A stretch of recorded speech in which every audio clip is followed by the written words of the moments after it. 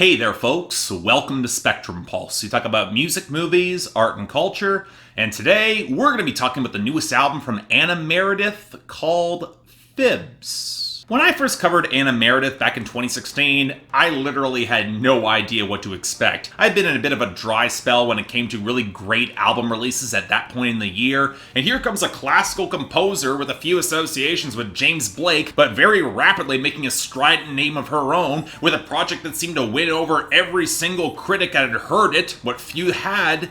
And yeah, I was one of them. I still hold that project Varmints as damn near groundbreaking in its usage of morphing syncopation and groove with classical bombast and twisted electronics. And when you pair it in with some really damn solid and underrated writing, it wound up as being one of the best albums of that year. Highly underrated too. And ever since then, it seemed like Anna Meredith's trajectory accelerated as she provided the score for Bo Burnham's feature film 8th Grade, which rightfully deserved all the critical acclaim it got, and that same year, she also released the project Anno, an extended interpolation of Antonio Vivaldi's Four Seasons suite that might have felt a little bit too beholden to the original composition to truly take off, but still wound up sounding pretty damn potent all the same. But with a new project of original material, and with the expectation I'd probably be the only one covering her on this platform yet again, I really wanted to get ahead of this. So how is FIBS? Well, you know, when I reviewed Anna Meredith's full-length debut 3 years ago, I highlighted how it represented the sort of genre fusion that felt incredibly difficult to categorize. Far too many rock elements and guitars for the classicist, too much shuddering electronic experimentation for the rockist, and while there had always been a pop focus in making these tunes uncannily catchy, a classical composition style with shifting cadences, huge crescendos, and strange juxtapositions is not going to win over the majority of pop audiences. But if you can wrap your head around all these styles mashed into one composite whole, I gotta be honest, I love this about as much as I did Varmints. This album is so strikingly unique, and not only did they touch upon some of the elements that I was lukewarm on before, we only have a tighter and catchier project this time around. Without a question, I can call this one of the best projects of this year.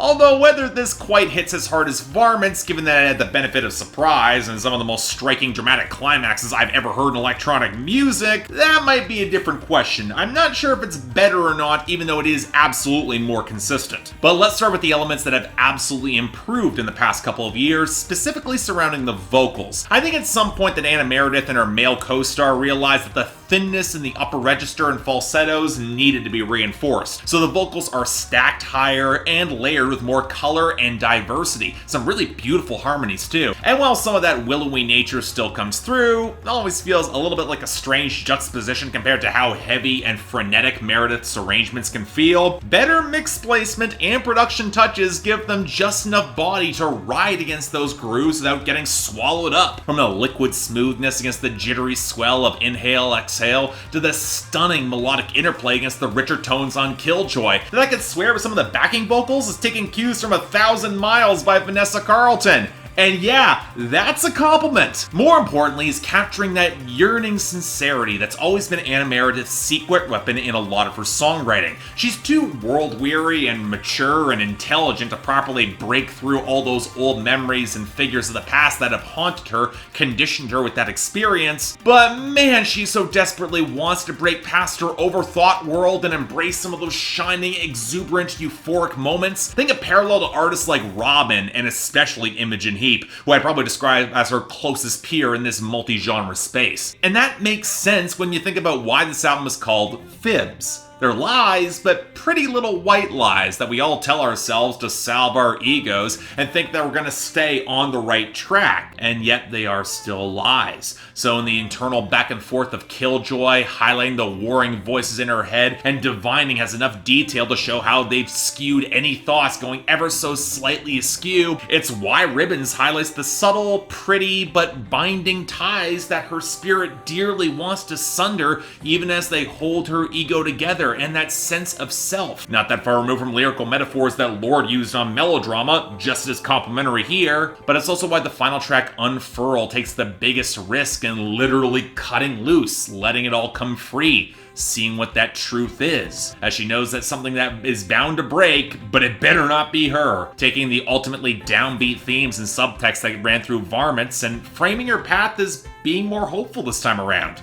And that naturally resonates with me. And it also absolutely translates to the sound and production of the album as a whole, which Anna Meredith has described not so much as part 2 of Varmints, but more like Varmints 2.0, a similar approach and even some elements in the sonic palette, but expanding the synth textures, deepening the instrumentation, both classical and otherwise, and ratcheting up the momentum and melodic complexity. And that's where the biggest improvements come with FIBS, because at its slowest and most reserved moments on Varmints could feel a little bit wispy, a couple compositions a bit undercooked. FIBS, to the contrary, is almost garish in how much color is tightly woven into these compositions. The blasting treble keys opening up Sawbones until the gurgling synth bass seethes around it, before the drums pick up a gleaming chiptune cascades. Then you get the fat low horns that squonk into bump before the grainy synths, a choppy groove, and a power drill grind of guitar fractures them into one hell of a blazing finale. The elongated strings gliding off the jittery keys, the deeper groove strides in on moonmoons that ends surprisingly pretty in its final moments, to the dense cascading stutter of Paramour with some flat-out insane drum work that kicks into a slice of gooey synth rock that features plenty of arranged bombast to suck you across as grand melodic flourishes, especially in the horns and that guitar solo. Hell, there's actually an overblown rock track called Limpet that,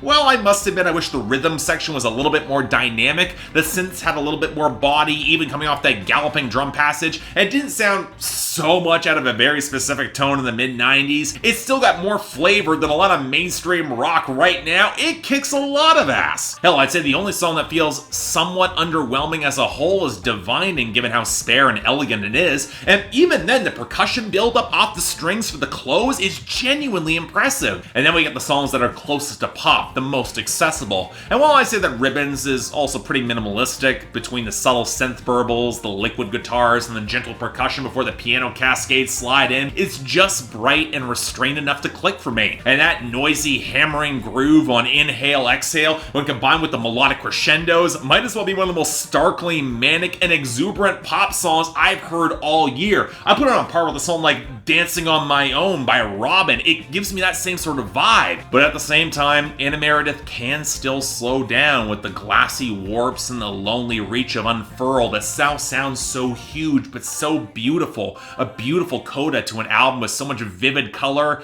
that the spare restraint just hits perfectly. And look, as a whole, FIBS is the sort of absolutely terrific slice of genre-blending electronic music that will not be for everyone, but for an audience who can key onto this wavelength will find something gloriously special. Beautifully produced. I mean, the fact that there is so much in the way of dynamics and crisp instrumental texture sounds wonderful to my ears with impeccable balance. Then it's excellently written, amazingly tight and complex in the compositions, but still able to deliver real hooks. Albums like this place Anna Meredith in a unique class that deserves a ton of praise and that I'm a big fan of. So if you can't tell by now, 9 out of 10 and the highest of my recommendations. But I will repeat the same thing I said about Varmints. This is not going to be for everyone. But if anything I describe's up your alley, more to your taste, oh yeah, you're going to have a lot of fun with this, and this is going to get slept on. Let's make sure that doesn't happen. Definitely check this out. So yeah, thanks a lot for watching. I'd like to like and subscribe, I'd be more than grateful. Yes, I'm going to tackle this pretty early because this was wonderful. A lot of concentrated wonderful. It's gleaming. It's going to be unlike a lot of what you're going to hear this year in electronic music or otherwise, so absolutely check this out. Links to buy and stream are down there below. And I got the poll up there for those few of you who have heard it. See whether you get on board.